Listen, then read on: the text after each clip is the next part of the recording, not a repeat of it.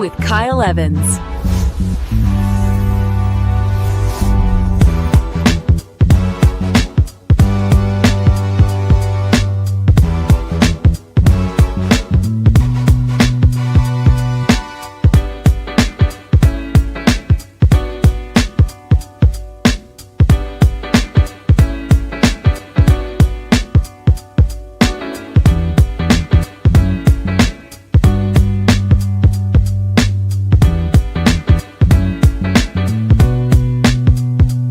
Grow with Kyle Evans.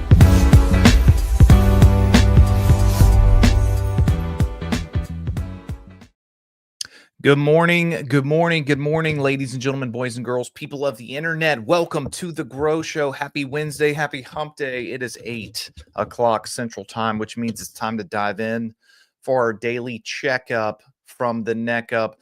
Today and this week, we're going to be diving into what I'm calling the influence equation. The influence equation. Influence. It's not about pressure. It's about permission. Permission for someone to believe in what's possible.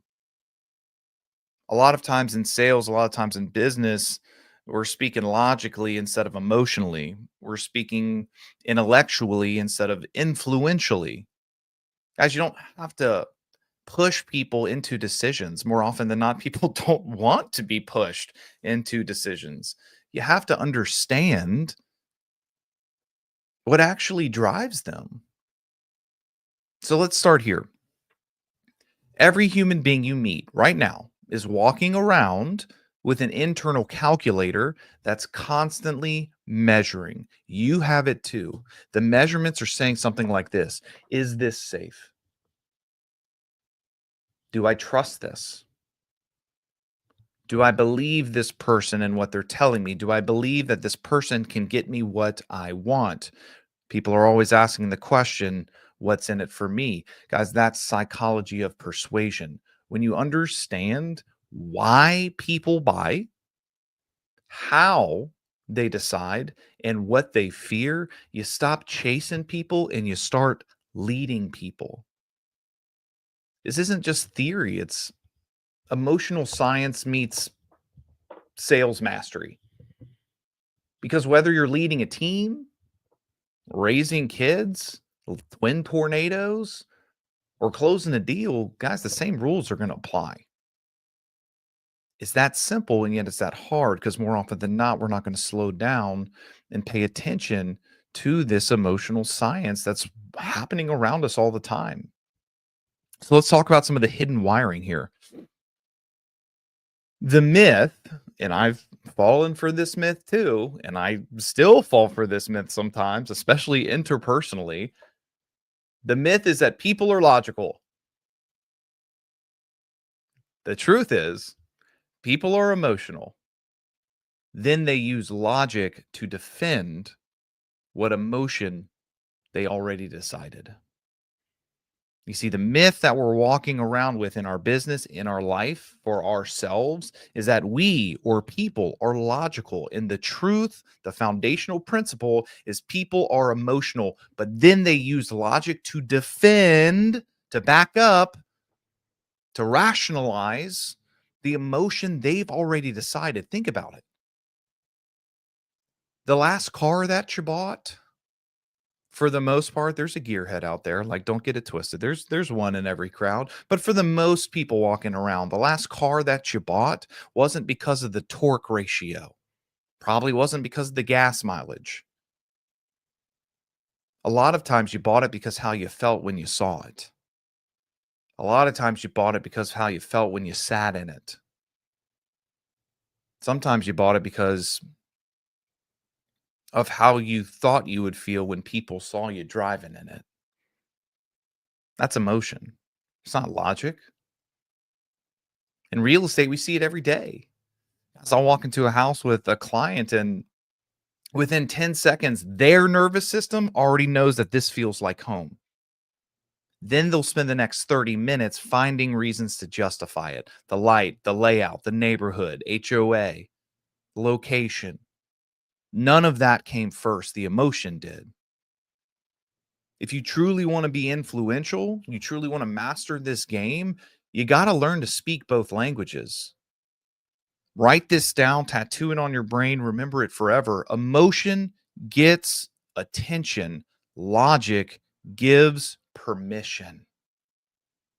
Emotion gets attention, but logic gives permission. In influence, we call it the heart head sequence. Heart head sequence. Lead the heart first, follow with the head. Lead the heart, then you follow with the head. If you reverse it, if you lead with the head, if you lead with logic, you'll get a polite nod and no action, baby. If you lead with the heart, people feel understood.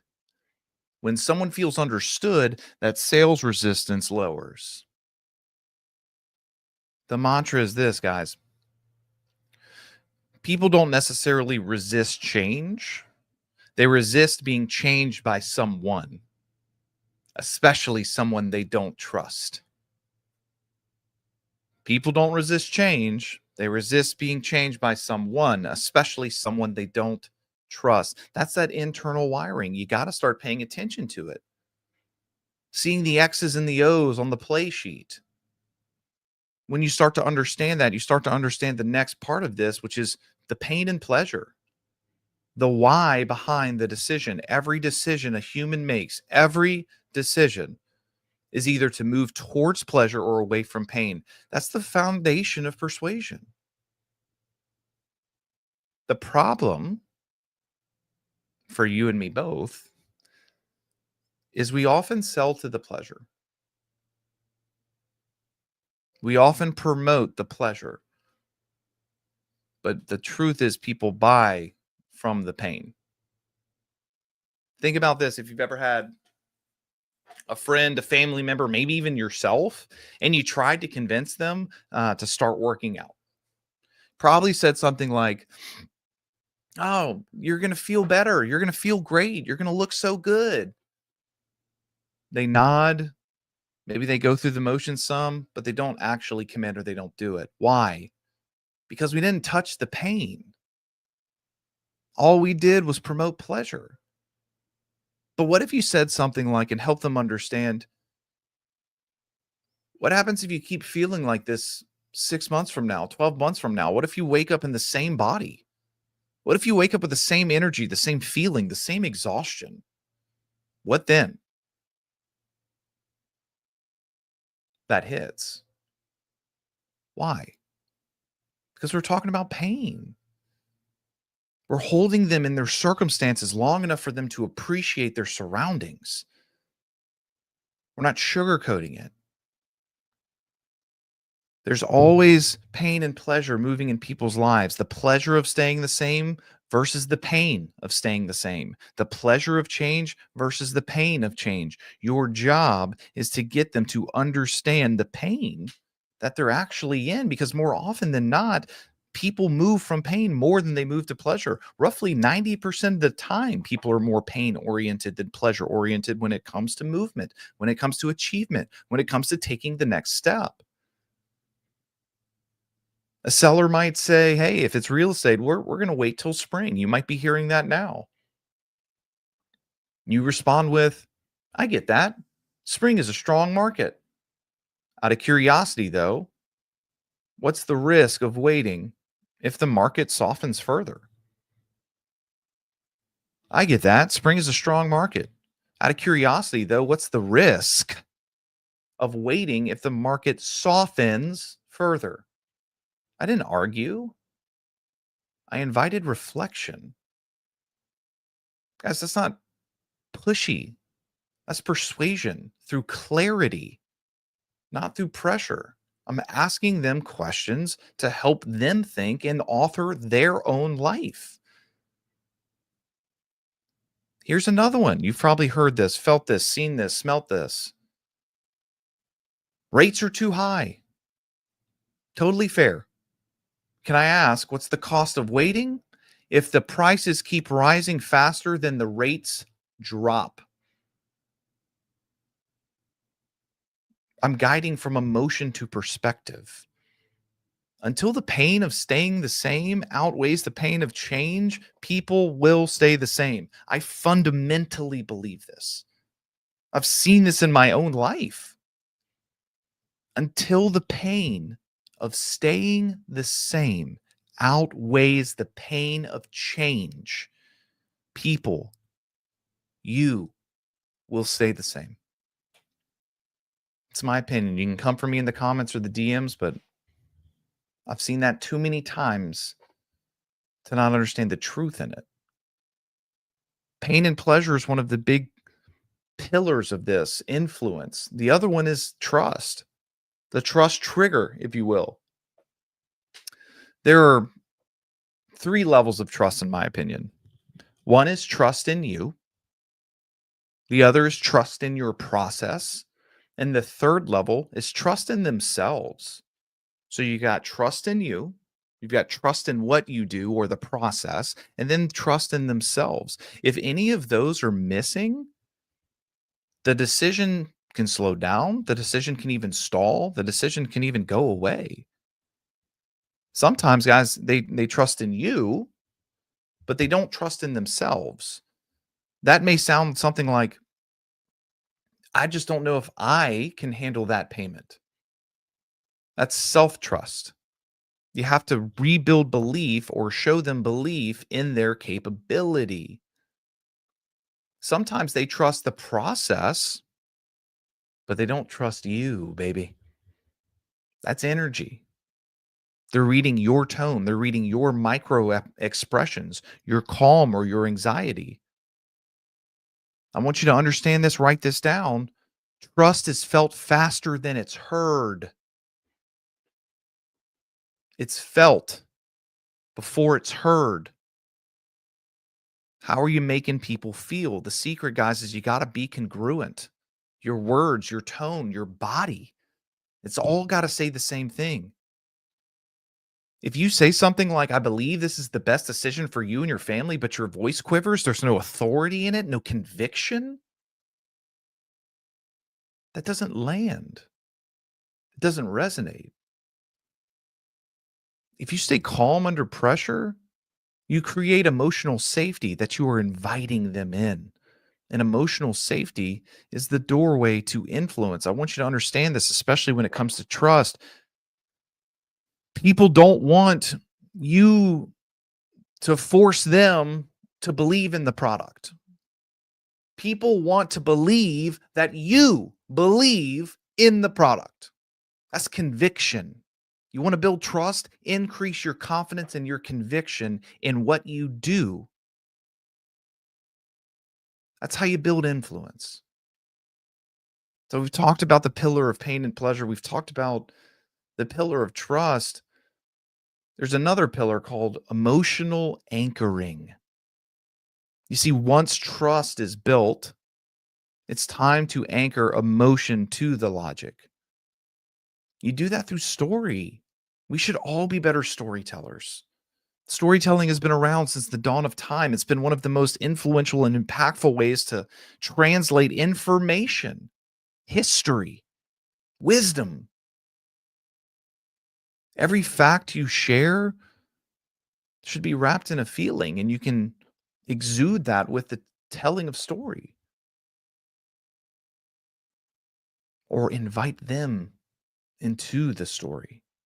For instance, instead of saying something logical like, the kitchen was remodeled in 2022.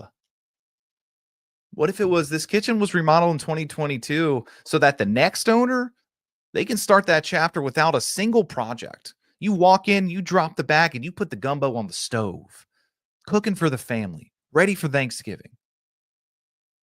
What's the difference there? One is a statement of fact, the other one's a story. The other one's inviting them into their own story. You made the logic emotional. Every professional communicator I admire, from Tony Robbins to Phil M. Jones, they understand this principle. They don't just say something like, hey, this will improve your business. They say something like, imagine what it feels like to wake up with that pressure you're feeling right now every morning. That's what this will do. That's emotional anchoring. Guys, the brain long after it forgets the numbers, long after it forgets the equation, the logic. It remembers the stories tied to the emotion.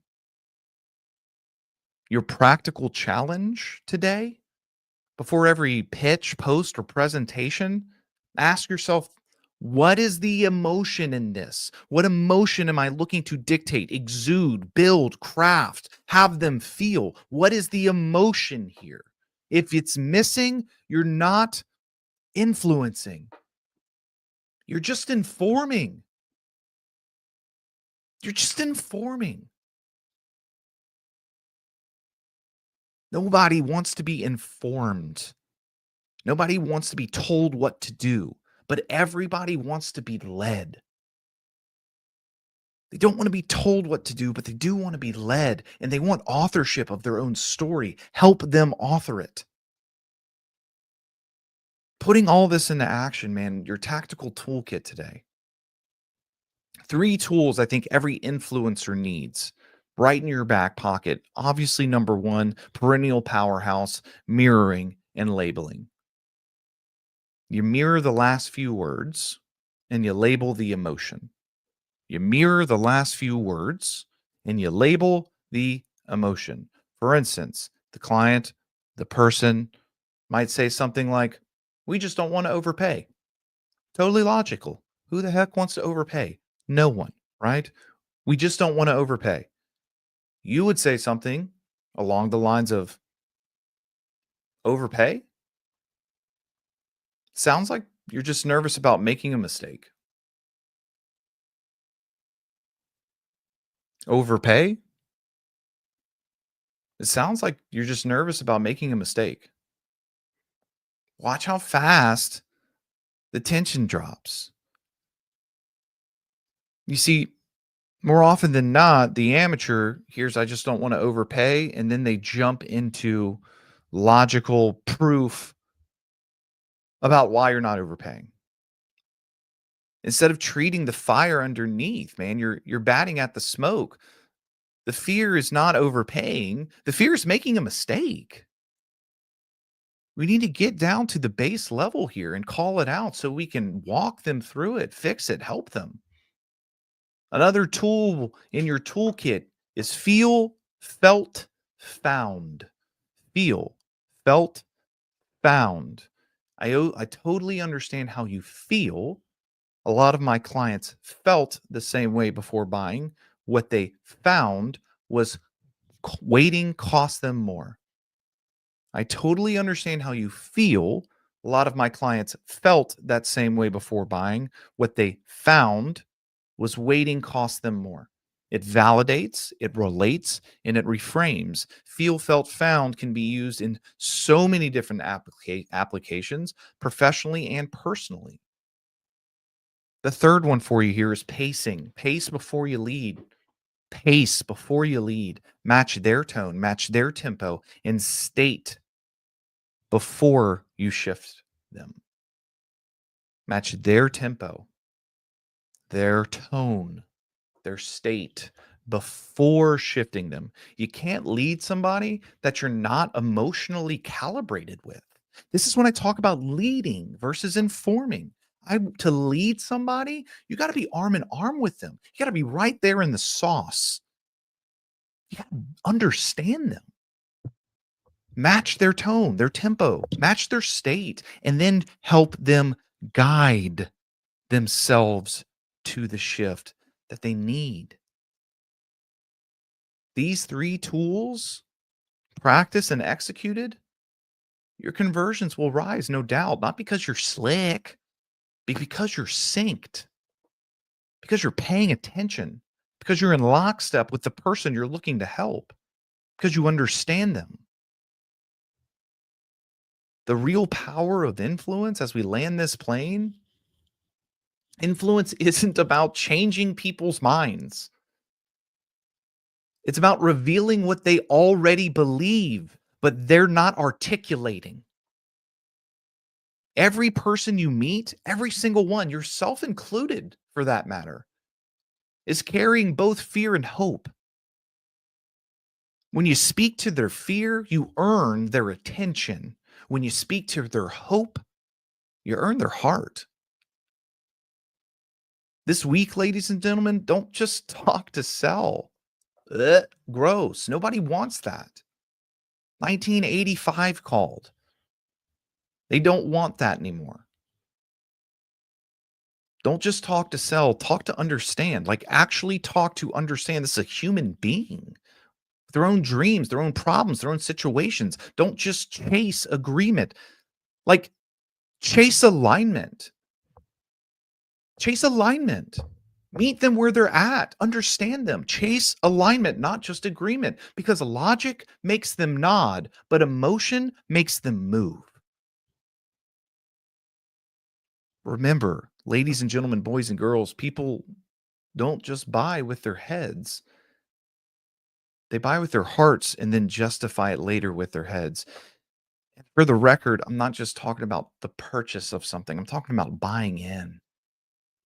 Whether it's health, wealth, spiritual, relationships, whatever. They buy with their hearts and then they justify it later with their heads. Ladies and gentlemen, boys and girls, people of the internet, man, thank you for joining me on this Wednesday.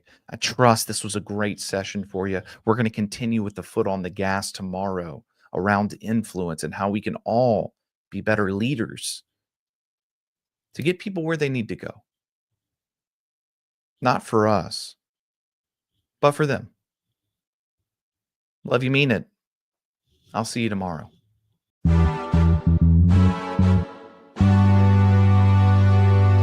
Grow with Kyle Evans.